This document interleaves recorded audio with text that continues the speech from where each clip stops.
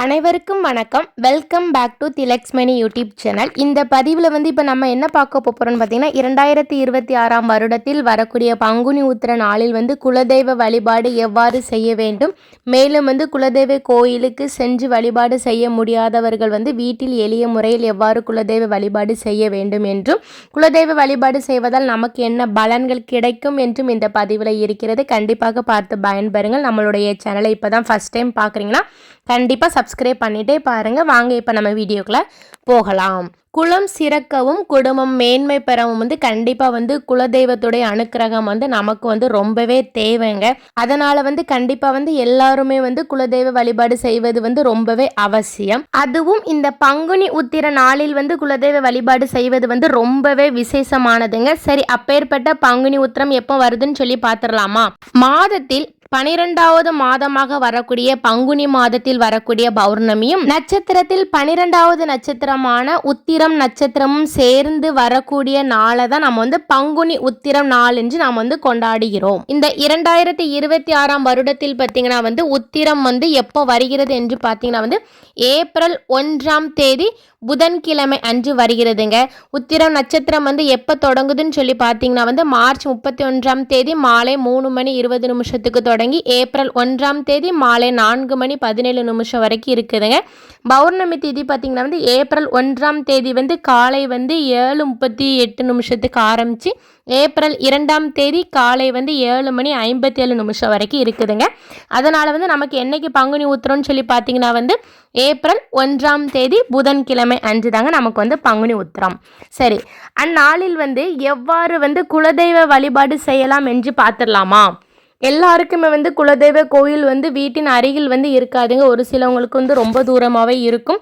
முடிந்தவர்கள் கட்டாயமாக அன்றைய தினத்தில் குலதெய்வ வழிபாடு செய்யுங்கள். அதுவும் குடும்பத்தோடு சென்று குலதெய்வ வழிபாடு செய்யுங்கள். ரொம்பவே விசேஷமானது. அன்றைய தினத்தில் கண்டிப்பாக குலதெய்வத்திற்கு சர்க்கரை பொங்கல் வைத்து வழிபாடு செய்யுங்க. ரொம்ப ரொம்ப விசேஷமானதுங்க. கண்டிப்பாக நம்மளுடைய வம்சம் தலைக்கும். அடுத்து பார்த்தீங்கன்னா தேங்காய் பழம் உடைப்பதும் ரொம்பவே நல்லது. கண்டிப்பாக தேங்காய் பழமும் உடையுங்கள். மேலும் அன்றைய தினத்தில் நீங்கள் முடிந்த அளவுக்கு அன்ன தர்மம் செய்யுங்க. ரொம்ப ரொம்ப விசேஷமானது. அதுவும் இந்த பௌர்ணமி நன்னாளில் அன்ன தர்மம் செய்வது ரொம்பவே சிறப்புங்க. அதுவும் இந்த குலதெய்வ வழிபாடு பங்குனி உத்திர நாளில் குடும்பத்தோடு சென்று மன நிம்மதியோடு ஒற்றுமையாக பொங்கல் வைத்து வழிபாடு செய்வதால் நமக்கு இரட்டிப்பு பலன்கள் கிடைக்கும் என்று சொல்லப்படுகிறதுங்க. எதற்காக பங்குனி உத்திர நன்னாளில் கட்டாயமாக குலதெய்வ கோயிலுக்கு சென்று வழிபாடு செய்யணும்னு சொல்லி சொல்கிறாங்கன்னு பார்த்தீங்கன்னா நம்ம எந்த ஒரு தொழில் செய்தாலுமே நமக்கு கண்டிப்பாக குலதெய்வத்துடைய அனுக்கிரகம் கண்டிப்பாக தேவைங்க.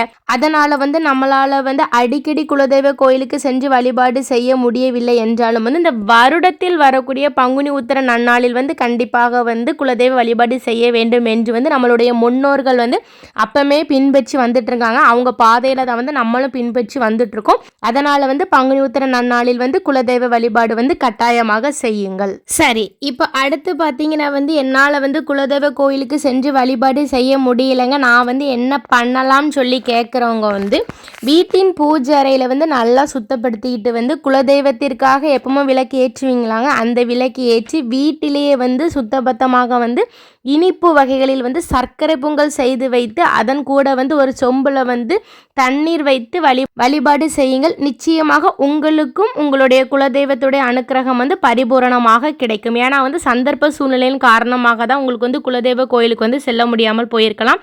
யாருமே வேனுக்குன்னு போகாமல் இருக்க மாட்டாங்க. அதனால் வீட்டில் எளிய முறைப்படி வீட்டில் பழங்கள் சர்க்கரை பொங்கல் வைத்து கூட நீங்கள் குலதெய்வ வழிபாடு செய்து குலதெய்வத்தை மனமாற பிரார்த்தனை செய்யுங்கள்.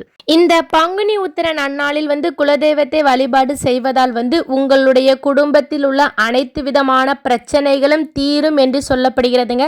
அதனால் நம்பி நீங்கள் குலதெய்வத்து கோயிலுக்கு சென்று இறை வழிபாடு செய்யுங்கள். குலதெய்வத்துடைய அனுக்கிரகம் இருந்தால் மட்டுமே நம்முடைய வாழ்க்கையில் நல்ல ஒரு முன்னேற்றம் கிடைக்கும்.